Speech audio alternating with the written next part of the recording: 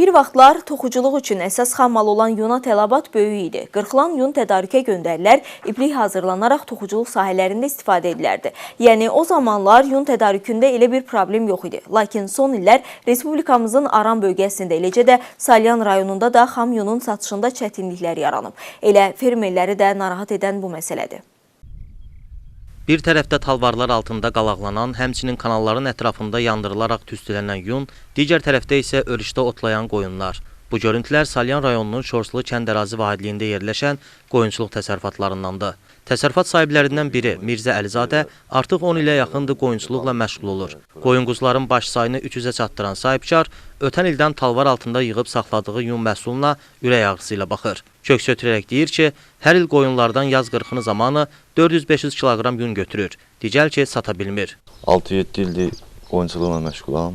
Qoyunu qırtdırırıq, yunu bir yerə təhvil verə bilmirik. Elə qalır üstümüzdə. 3 ildən bir ildən bir tökürük o yüzden yandırırıq. Yaxşı olar ki, bu bir müəssisə yeri asılsaydı, bu bizə bir yerə təhvil verərdi. Rayonda qoyunçuluqla məşğul olan digər təsərrüfat sahibləri də eyni vəziyyətdədir.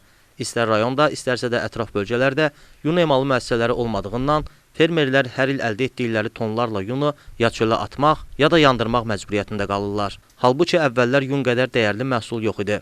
Mən 100 baş qoyun saxlayıram. Mən bundan ən azından 180-200 kiloya yaxın, bəlkə də çox yunum olar. Gözəl məhsuldur, amma buna elə bir məntəqə yoxdur ki, buna təhvil verək. Mütəxəssislər deyir ki, əvvəllər yun toxuculuq sahəsində geniş istifadə olunub. Ondan xalsa xallar toxunub, geyimlər hazırlanıb. İndi sintetik məhsullar peyda olduğundan yun dəyərdən düşüb. Belə getsə, gələcəkdə yun xallarına rast gəlinməyəcək. Bölgələrdə yun satışında yaranmış böhranın mütəxəssislər bir sıra amillərlə bağlı olduğunu bildirir. Ötən illərdə Salyan rayonunda 2 tədarük məntəqəsi var idi.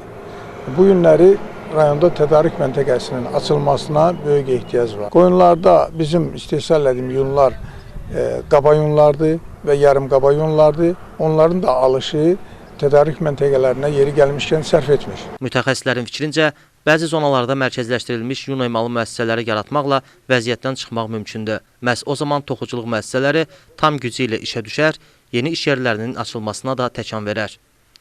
Əyyub Məmmədov, Kürçəli Məmmədov, Salyan.